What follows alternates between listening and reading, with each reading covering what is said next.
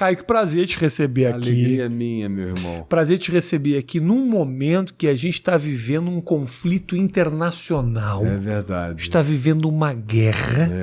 Uma guerra que fala muito da gente, né? Fala muito da questão do ego, da busca, a busca por território, uma busca pessoal. O que você acha desse momento que a gente está vivendo e como nós estamos vendo um conflito desses, Caio? Na maioria das vezes, essas grandes guerras nascem de pequeninas coisas. Nascem às vezes de frustração sexual. O cara tá broxa, aí quer botar o pinto dele para a terra inteira conhecer, aí ataca o fraco, estupra uma população inteira. Outras vezes é insegurança interior, são complexos de inferioridade. Quando Obama disse que a Rússia era uma potência regional, o Putin ficou ferido, quis mostrar que ele era uma potência mundial. Ego, né? Ego. Não tem nada além de ego. Desde sempre. Desde os imperadores romanos. O Júlio César, ego. Marco Antônio, ego. E especialmente estimulado por Cleópatra.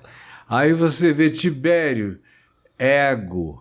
Cláudio, ego. Calígula, ego. Nero, ego. Domiciano, ego. Constantino, ego. Aí você pode ir subindo. Gengis Khan, ego. Ego, essa tal de imortalidade. De botar o nome na história, mas tudo começa às vezes com um pinto que não sobe. Né? Algo muito simples, muito simples, e que o cara tem muito poder na mão, aí ele transforma aquilo numa ereção atômica contra os outros. Por exemplo, o Zelensky, ele foi menosprezado, era um comediante bobo, a gente vai invadir, vai tomar no tapa. Não tinha a menor ideia que o cara ia virar um leão e que os ucranianos, que são anteriores aos russos, no tempo que a Moscou era uma tribo, Kiev, já era uma cidade de 500 anos de estrutura, forte, linda, muito mais mãe da Rússia do que o contrário. Então aí tem essas disputas de ver quem é que tem de fato o maior poder. E o Zelensky surpreendeu esse pessoal todo, porque o cara disse, olha, você vai entrar aqui, eu não tenho nada, coquetel Molotov, mas eu tenho uma população que não vai se entregar. E o que está acontecendo é que a Rússia está bombardeando todos os prédios numa covardia extraordinária, em maternidades, hospitais, casas de velho, de asilo, mas está perdendo a guerra no mano a mano. É muito louco ver como, né, Caio, um cara como esse, o Putin, consegue manipular toda uma população com uma certa facilidade, assim. É o isso controle acontece da informação, né? A importância da informação, no caso desse, que faz com que a população acredite em mentiras que têm um interesse gigantesco por trás. A história vem contando isso, né? E os poucos que ficam sabendo que estão indo às ruas, já tem milhares de presos. Aquilo ali é uma ditadura, uma autocracia perversissima, pior até do que a do comunismo, porque pelo menos tinha uma divisão de poder no Politburo. Com ele agora não tem divisão de poder nenhuma, e o cara vem da espionagem, da KGB, do envenenamento, da dissimulação, é um sujeito de sangue gelado, você olha para ele, parece um reptiliano, sem alma, de modo que esse é um dos homens mais perigosos que eu já conheci na minha vida. Meu amorzinho, pega meu celularzinho que eu tinha anotado umas coisas aqui para perguntar para o Caio. Você acha que qualquer ser humano tem o potencial de virar um ditador, um cara como Putin, assim? Todos nós temos esse potencial da maldade? Eu acho que não é todo mundo que tem, não. Tem algumas pessoas que não podem receber poder porque proporcionalmente ao poder que recebam, eles irão desenvolver esse potencial de perversidade. Especialmente os mais complexados.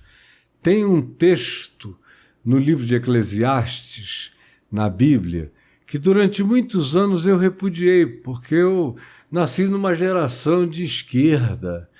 Eu nasci com uma visão totalmente social, era o meu desejo, e até hoje, né? O Evangelho quer que você faça com que haja mais igualdade, menos desigualdade na vida. Mas lá no livro de Eclesiastes está dito o seguinte, que é loucura tirar alguém que está treinado para ser o príncipe e colocá-lo para puxar o cavalo real e colocar um servo complexado sentado na sela. O caso do Putin é um cara inexpressivo, sem significado, que se fosse numa eleição como numa democracia normal, ele não seria eleito jamais. Foi criado ali pela esperança do Yeltsin, que estava mais bêbado do que um gambá, de botar um cara que prosseguisse. Eu não sei se você já viu o filme As Testemunhas de Putin. Não. Veja. É extraordinário porque foi sendo filmado antes, durante e depois. Aí você vê o Yeltsin, que tentou salvar o Gorbachev e a democracia da Rússia, e começou a colocar indicar. Ele tinha 22 candidatos e ele fechou no Putin, porque achava que era o mais discreto, que era o mais obediente, que fazia tudo que ele mandava. Aí ele foi e ele produziu e construiu o Putin. O que aconteceu logo depois é que no dia da eleição, que foi uma eleição meio fajuta também, o Putin ganhou por causa do Yeltsin. O Yeltsin feliz, aparece a filmagem na casa dele, ele e a mulher, os filhos, celebrando. Vamos falar com o Putin. Aí ligaram. Sabe quando que o Putin atendeu? Nunca mais. Tinha uma ganância que ele não exibiu durante o processo. Não exibiu e não atendeu mais nem o pai político dele. Deixou de lado. Puxou o tapete da galera. E morreu de bebedice lá, o pobre do Yeltsin, né? Então esse cara já estava sendo treinado para essa maldade há muitas décadas.